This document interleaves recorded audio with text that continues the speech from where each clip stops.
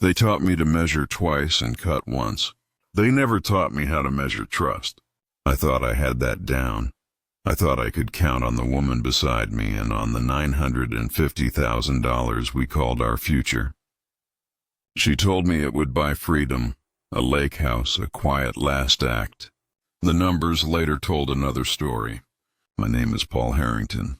This is how the house we built with sweat and tools became a ledger full of secrets, and how I made the truth do the work I almost wanted to do with my hands.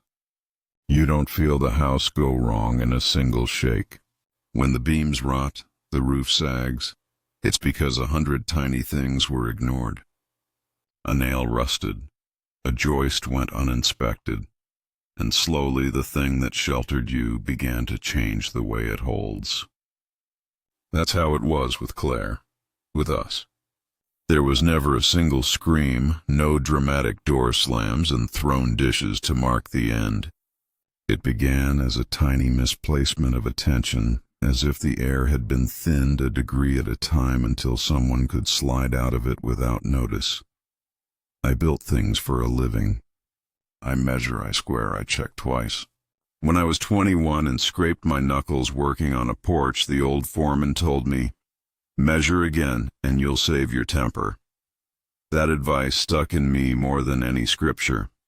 I treated my marriage as another job where measurements mattered. A promise was a ledger entry. A handshake was as binding as a contract. That's what made the first transfer so grotesque to my brain. The betrayal wasn't loud. It was bureaucratic. It was a number in a bank statement. Claire and I had been together since we were young. We married when we thought paperwork amounted to privacy and love. She had that sharp, persuasive way about her, the one that worked in boardrooms and client meetings. She could soothe a contentious client by merely rearranging the words she used. I liked that about her. It was a useful talent when you're marrying the person who helps you cut corners legally, who can make a renovation sound like poetry to a conservative bank manager. We complemented each other for 25 years the way a hammer complements a nail. When the sale finally closed on my contracting company, the one I'd built like an old man builds a fence, luminous with pride and knuckles, the number felt like a promise, $950,000 after taxes. Not obscene fortune, but enough to breathe, enough to buy a modest lakeside house, enough to set aside for our kids, enough to stop waking up at 3 a.m. worrying about the roof. That check should have been the quiet center of the rest of our life.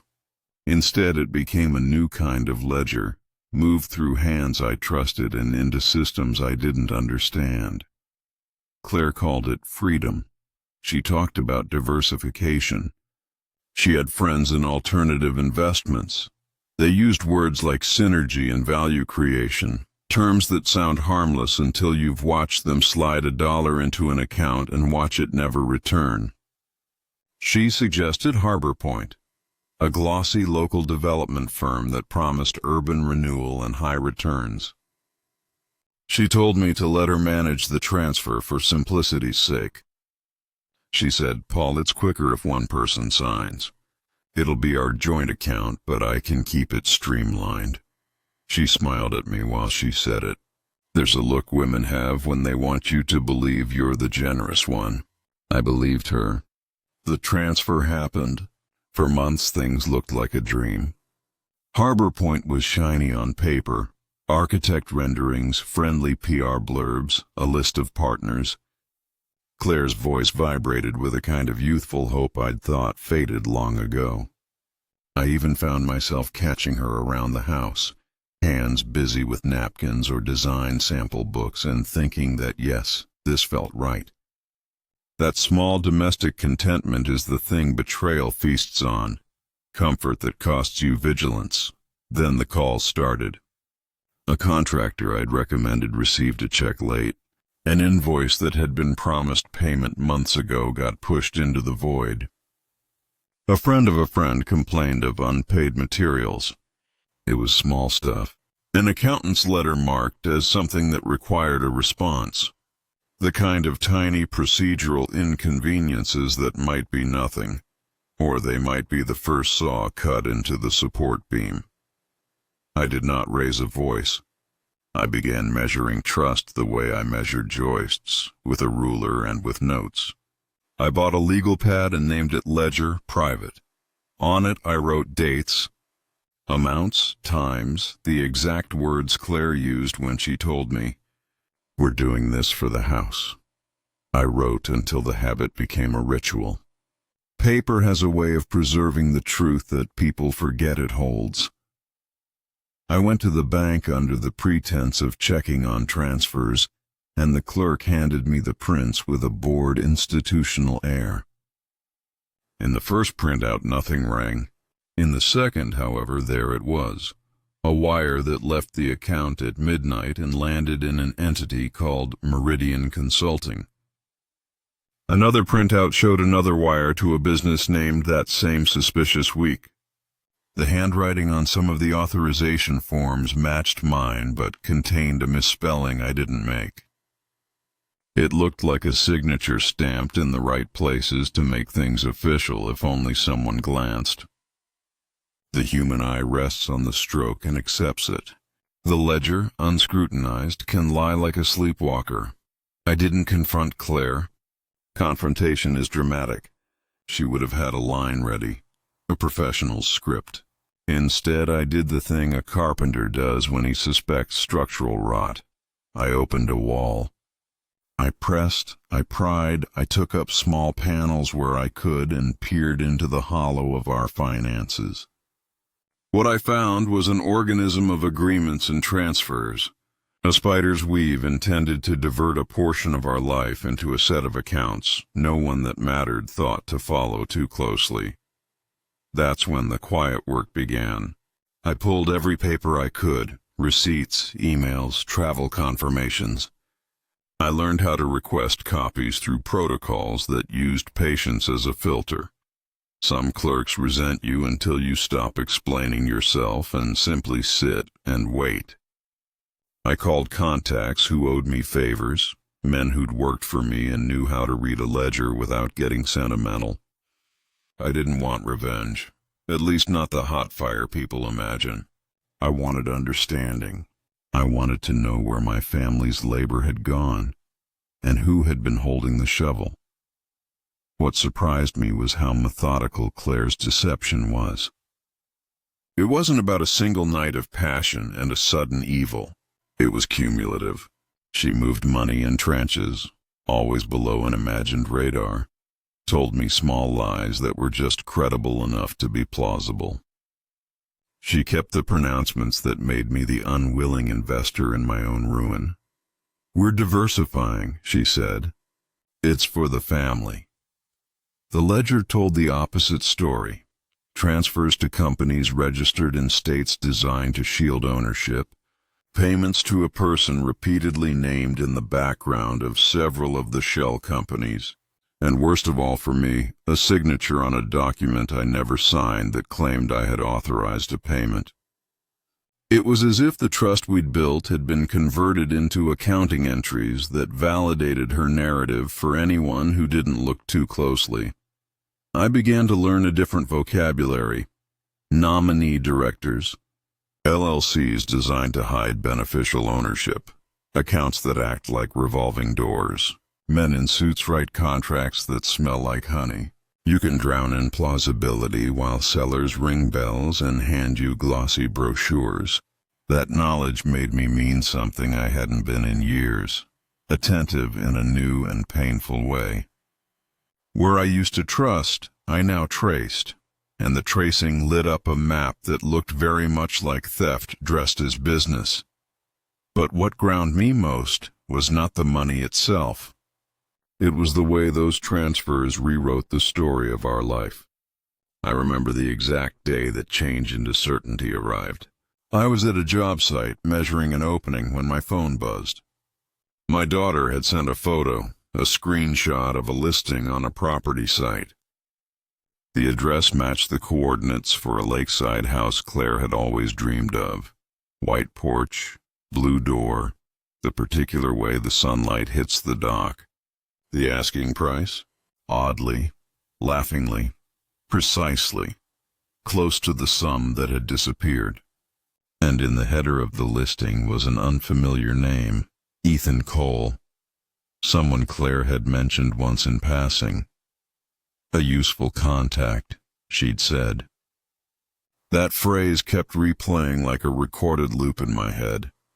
We used to plan a life around those pictures. Now the pictures were live and someone else was living in them. I drove north that afternoon and stood across a quiet road and watched a man I didn't know walk out from the driveway, close the car, and throw a towel over his shoulder. He had the look of someone who'd been paid to look like he belonged.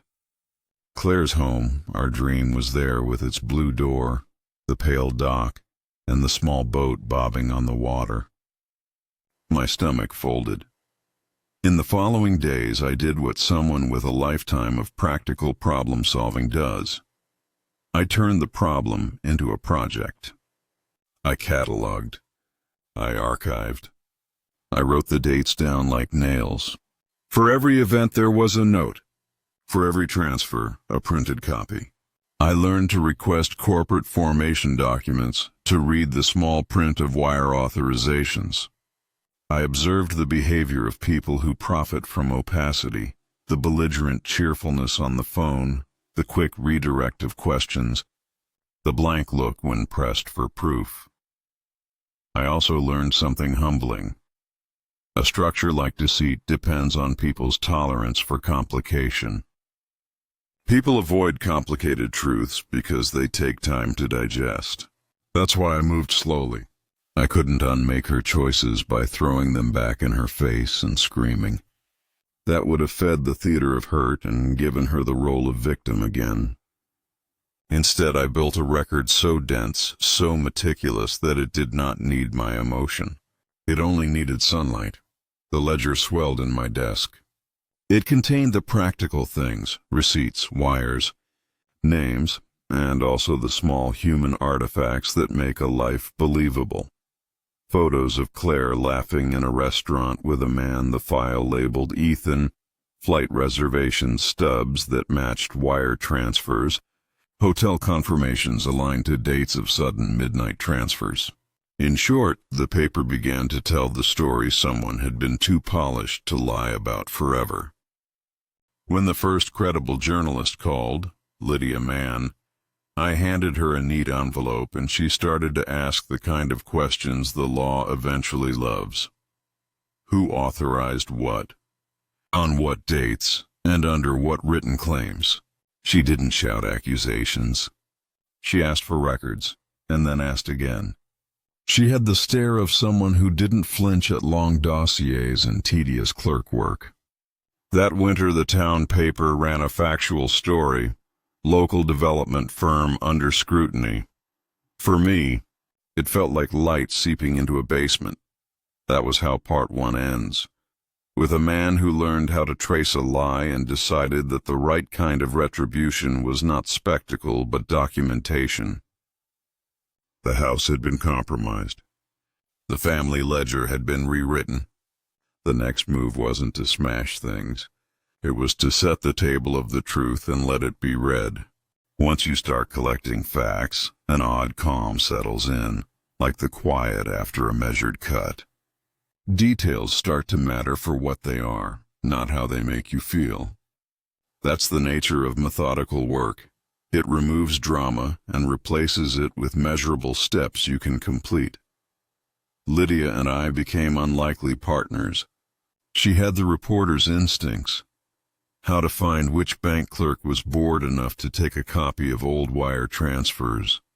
Which accountant would return a call for the concern of doing the right thing. Which contractor would be brave enough to go public. In return, I gave her the paper trail and the face of someone willing to let evidence be what it is. We met in neutral places, swapped documents, and charted the path of our money like detectives sketching a map. The pattern was maddening in its simplicity. Harbor Point sat at the center of a wheel. Around it spun a set of shell corporations, Meridian Consulting here, North Shore Services there, each with names that smelled like legitimacy and addresses that could be mail forwarding services. Money moved from our joint account to Harbor Point, then outward to these shells, portions shifting according to a rhythm. Some funds returned in consulting fees to third parties. Some flowed into a personal account bearing the name of an individual associated with a string of company registrations. There was a man whose name kept surfacing, Matthew Cole. Where he showed up, payments became vaguely legible. He had the trappings of charm and elusiveness, 3 registered offices, phone numbers that routed to assistants, a LinkedIn profile that read as if written by a marketing firm. When Lydia looked into him, she found a habit of disappearing, then reappearing under different affiliations. Men like him exist for a reason. They are useful cogs in a business ecosystem where opacity is currency. We followed the trail outward, and somewhere along the way it bent close to home. A wire that had left us in the night would pop up as a payment to an LLC. That LLC would then move a portion into an account under Claire's maiden name. That account would forward a chunk to an individual who withdrew cash in seaside towns and stayed in boutique hotels. The pattern felt personal because it touched our dream in the exact way a thief might choose to steal a painting. Know where the light hits the frame and take advantage of the moment. Each time Lydia published a small, factual piece, no taunts, only documents excerpted, the pressure intensified. Harbor Point's partners issued polite denials. The company's PR person was smooth. The town paper printed yet another follow-up. Contractors filed liens. One supplier began to talk loudly at city planning meetings about unpaid balances.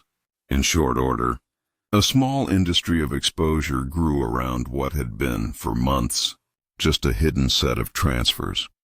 I watched her navigate the pressure with the same eyes I'd watched clients stare at estimates at the first meeting.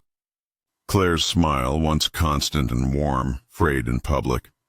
She gave interviews to local radio that sounded practiced, then retreated to unsent messages on her phone.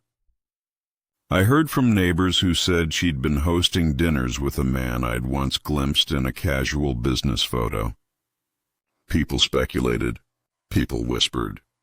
The social scaffolding that keeps reputations upright began to degrade. I didn't take glee in it. The reaction I had in private was complex. Satisfaction that the ledger was being read aloud, and sorrow that the person who'd once been my companion had engineered this unraveling. I wanted her to see consequence, not to bleed, but to recognize the architecture of the lie she'd stewarded. There is a cruelty in walking someone through their own ruin. I was spared that by public processes. I could stay tidy and let the market of information do the work. A legal investigation opened. Subpoenas followed. Harbor Point's internal documents leaked into public records. I sat in a small conference room with an investigator who explained, in a voice like worn gravel, the mechanics of corporate concealment. He pointed to pages that showed transfer sequences, and when I closed my hand around the folded copies, I felt something I hadn't felt since we were young and had nothing. Resolve. Not rage, but the steady kind of determination you feel when you finally understand both the problem and how the tools you have can solve it. Evelyn's defense shifted. She claimed ignorance, then claimed confusion, then claimed bad advice. The problem with those defenses is that if you have the patience to press, their edges fray. I had been patient. I'd gathered invoices, matching dates to transfers, and then traced withdrawals to hotels and car rentals where one could live a certain travelogue of luxury. Lydia unearthed a record of an offshore payment that matched a booking for a boutique property in a coastal town, where the man I'd seen in the photograph had been spotted. It felt theatrical and painstaking at once, like watching two editors proof a book to make sure no line had been altered. There were nights I replayed the discovery as if it were a film, where each frame revealed the next lie and each edited cut showed me the truth. I found small artifacts that were almost comically banal. A receipt for a private chef in a town where new accounts had been credited. A forwarded email that tied a name to a payment in a way that made the whole thing look like incompetence rather than malicious intent. But incompetence has a cost when it's enabled by someone else's trust. The ledger, once public, translated not just into transactions, but into stories of decisions made without consultation and loyalties misplaced. As the legal wheels turned, Claire's professional trust diminished. The clients whom she'd wooed with warmth and brand insight began to ask for clarity. Some stayed, many left. Harbor Point's board met quietly and made the kind of statements companies make when they expect regulators to ask questions. Cooperative, committed to transparency, working with auditors. Words, as I'd learned, can be designed to hold when facts cannot be changed. It's important to note the limpateness of satisfaction in moments like this. This wasn't a movie with a dramatic climax where a villain is tarred in the town square. Instead, the drama played out in court dockets and depositions, in affidavits and footnotes. Some money returned, some didn't. Some reputations were pruned like hedges. The community, that complex organism that has both mercy and appetite for justice, responded with the balance it chooses, a mixture of restitution, rumor, and withdrawal. And I, who had once hoped to sleep through the rest of my life with the comfort of a check, found myself sleeping beneath a different kind of blanket, one made of fact and disclosure. I would never call it sweet because that implies triumph. It was more like acceptance folded into a new life. The process of disclosure had unpeeled a life I'd assumed I knew, and given me the chance to pick through the pieces and assemble a version that did not need someone else's shadow in the middle of it.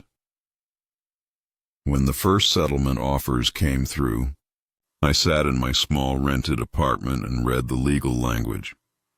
It spoke of partial reimbursement, of agreements to allocate funds for contractor restitution, of confidentiality clauses and mediated settlements. It didn't replace the dream, but it provided a practical foundation to rebuild. The money might not all return, but the ledger would no longer hide the truth. For some people, that's enough. For others, it's the beginning. That's how part 2 closes, with a man who turns suspicion into public fact, with the town structures catching up in their slow, necessary way, and with the fragile dignity that comes from being able to tell the story of what happened clearly and in order. The architecture of deceit began to collapse, one careful document at a time.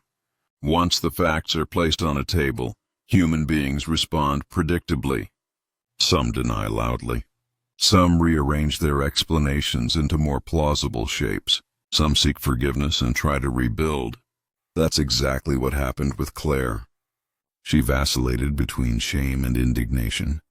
She showed up sometimes, silent and pale, and other times she composed statements bright enough to be placed in a brochure. People who construct illusions do it because the world rewards appearances. When those appearances are stripped, the builders are left with the raw scaffold. The investigator assigned to Harbor Point was a meticulous man named Ruiz. He had a calm you'd expect of someone whose job is dismantling obfuscation brick by brick. He didn't shout or threaten. He asked for documents, for timestamps, for bank account statements run on specific days. He asked me to account for differences between my signature and the forged-looking ones that had appeared on some authorizations. He asked about who had access to accounts and when. I answered plainly. And sometimes the answers were inconvenient. My trust, my negligence, the way I'd deferred the details to Claire's capable hands. One morning, Ruiz called and asked if we could meet at City Hall. The room was an institutional kind of beige, lit by fluorescent light that flatters no one. He laid out a stack of bank printouts and circled a line I'd already noticed. A transfer to an account labeled under a name that matched Claire's maiden identity, which then forwarded money to accounts in different jurisdictions. There was a separate column, ledger items that listed consulting fees with irregular descriptions. Those words, perfunctory and legalistic, mean something in transactions. They are how people hide movement in plain sight. When the investigator said the words, nominee account, I felt an odd relief. The term made the behavior technical instead of personal. It meant people had organized a way to move funds without appearing to be the final beneficiaries. People set up structures like this to shield beneficial ownership, Ruiz said, and his voice was quiet, as though discussing a garden rather than a moral question. I appreciated his lack of drama. It matched my plan. At this point, the public's appetite for narrative began to buffet us. A local TV station ran an evening segment, short and tasteful, mentioning Harbor Point's stalled projects and the liens filed by small contractors. Claire's clients started trickling into my voicemail asking questions I didn't have the energy to answer on her behalf. Some friends reached out with condolences, one or two with quiet accusations. Public opinion is a heavy thing. It's not necessarily moral. It's simply consequence when behavior becomes visible. Claire's response ranged from contrition to sharp defensiveness. There were moments she seemed genuinely bewildered at how things had gone wrong. Other times I saw the artifice of someone practicing a remorseful face for agents trained in crisis communication. She had always been persuasive. In crisis, those persuasions looked like rehearsals. She began to keep a record, too. Receipts she thought might exonerate her, emails of instructions she said she followed, vendor lists she claimed were authorized. But the more she produced, the more the pattern of her choices revealed itself. Agreements with dubious consultants, an eagerness to mobilize funds quickly, and a tolerance for opacity when it meant movement. At a deposition, I listened as the legal conversation stripped language down to tools. Who authorized a transfer? What did the emails explicitly say? Where did the funds land? In that room, nuance was dangerous currency. You could not hide behind tone or charm. The lawyers moved methodically, like carpenters checking a frame for plumb and level. It was in that environment that much of the soft deniability Claire had enjoyed began to fall away. She had been good at the world of appearances. The law prefers a world of documents, and documents, I'd slowly learned, have teeth. During that season, I learned how fragile social capital is. People who once made dinner reservations together began to keep separate tables. The clients who'd entrusted Claire with design work found themselves making contingency calls and hiring alternative vendors. Harbor Point's board called in auditors, and once they did, internal emails began to look like a messy scrawl. People who'd seemed confidently above the waterline suddenly described holes in a way. That was thinly veiled panic. One thing that was a surprise to me was the human tendency to blame the one visible person without understanding the architecture that made the bad behavior profitable. Claire had been visible. Her name and face were easy to direct scorn at. But the pattern showed multiple beneficiaries, consultants, managers, small networked businesses that accepted transfers and pushed funds onward. She was not a lone actor in all ways. She'd been both willing and helped. That doesn't absolve her. It complicates the story in a way that makes it less tidy than the talk radio lines and more like the messy life it had been. As the process moved forward, a settlement negotiation began.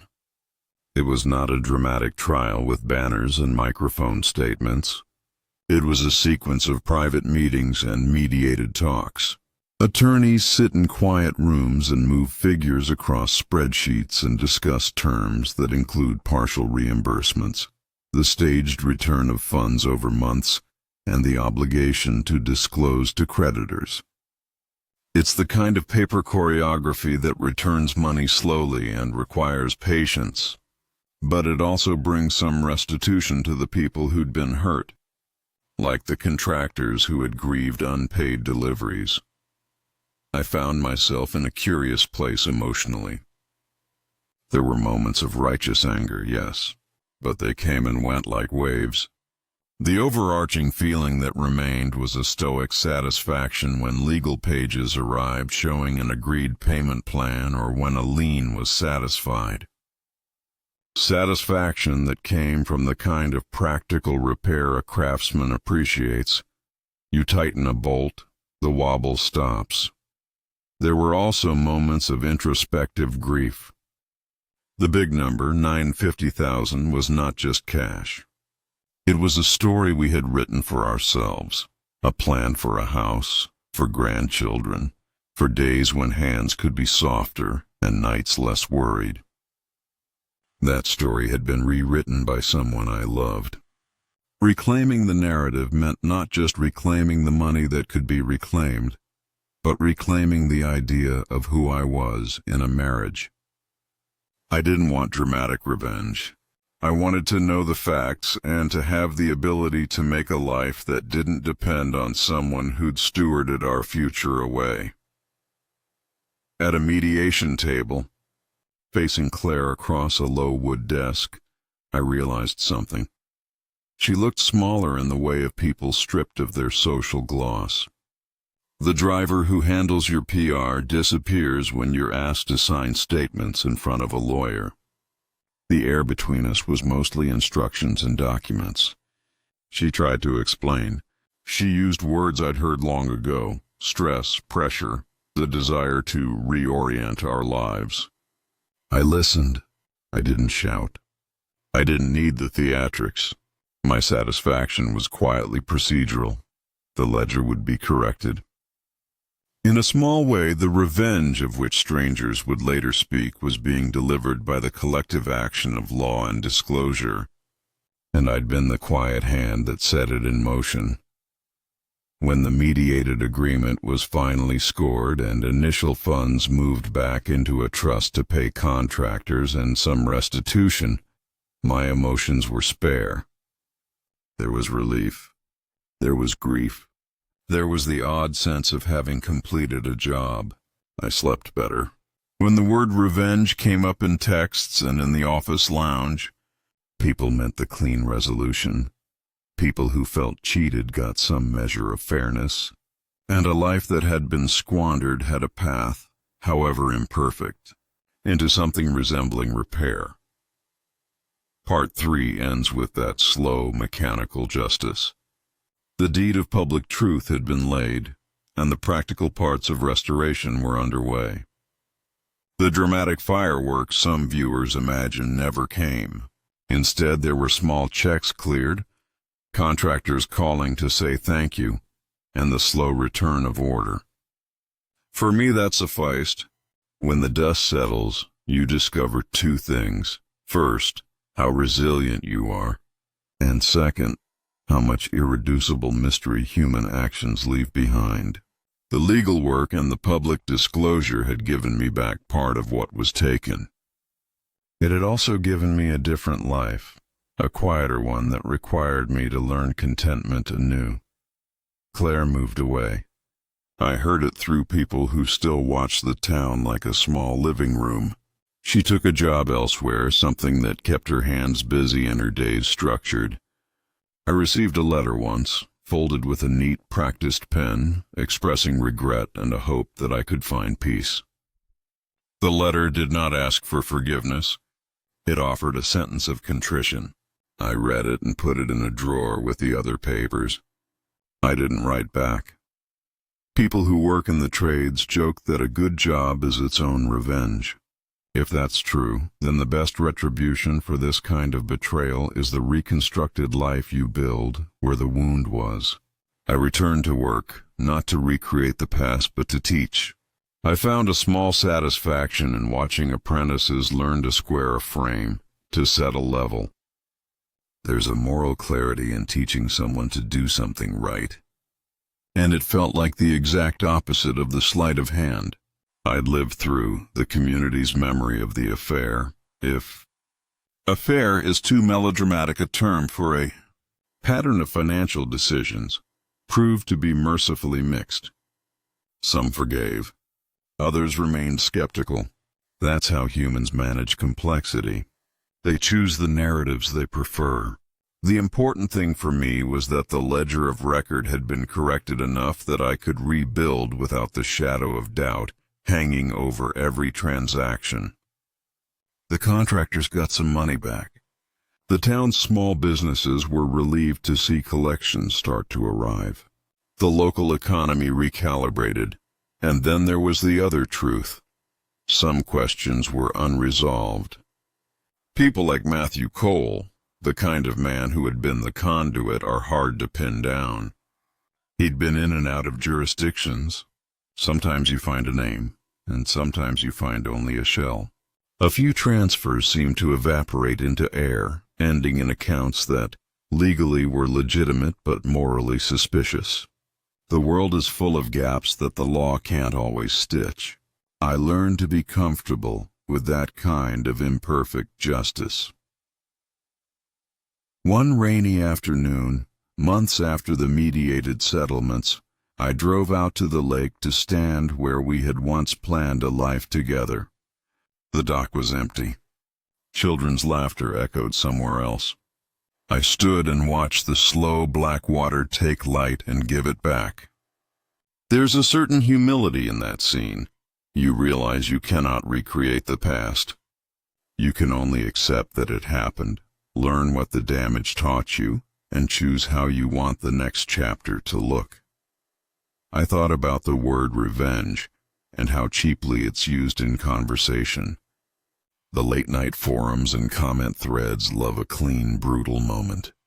They want someone to be punished for narrative satisfaction, but my experience taught me a different calculus. Exposure, documentation, and slow legal recourse work quietly and with great cost to the one who abused trust. They redistribute consequences in a way that doesn't amount to bloodsport. In practical terms, that redistribution meant funds returned to contractors, reputations adjusted, and for me, the right to step into a quieter, truth-aligned life. Yet the story stayed open in one small corner. A transfer here, a withdrawal there, an initial that didn't quite match an invoice, left a sliver of mystery.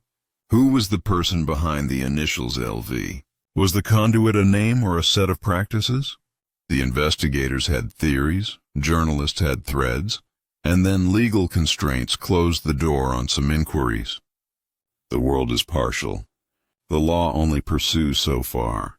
That unresolved seam kept the story alive in the way good mysteries do.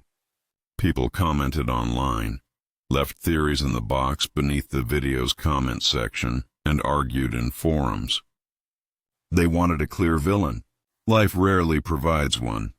For my part, the open question didn't torment me. It invited conjecture, conversation, and the reminder that any life you rebuild will hold the scars of what you endured. I suppose I would rather have a question than a lie put to rest by a showy act. A question keeps you humble. A lie keeps you angry. So what of the perfect revenge phrase that strangers use to describe my actions? If you insist on a definition, I'll offer one that fits my taste. It's not the act of violence or spectacle that makes revenge perfect. It's the calculated act of setting things right publicly and enduring the awkwardness of public inspection until the record is balanced enough to let you sleep. Perfection, in this ugly context, was the act of turning a private disaster into a public accounting, and then living a decent life in its aftermath. If you're listening, and you've been used or betrayed, remember that there are weapons beyond the sword, notably patience, documentation, and the slow, dull hammer of legal process. They're less exciting to narrate, less cinematic on a midnight feed, but they last. They fix the beam. They repair the joist. They make the house stand again. In the months and years after, I built a house not by the lake but by the harbor. Something small, honest, and functional. I teach. I tide the nets of other men's small projects, and I sit on my porch in the morning looking at the water. I live the ordinary life of someone who survived a strange kind of theft. In the privacy of mornings, I sometimes imagine Claire's life in another town, whether she's comfortable or lonely, whether she found the growth she said she desired. I don't need to know. I only needed to be clear about my own ledger. One last thing. People message me sometimes about trust, about money, about how to tell the difference. I always tell them the same thing. Keep your records, listen to your instincts, and do the next practical thing. The theatrical revenge serves on stage. The real one reads your checks and pads your books with strict attention. Let the ledger speak. If you made it this far, do me a favor. Hit like if you value truth over drama. Drop a comment with measure twice, and subscribe if you want more stories about men who learn to rebuild without breaking themselves. That kind of quiet accountability matters more than 1,000 angry scenes.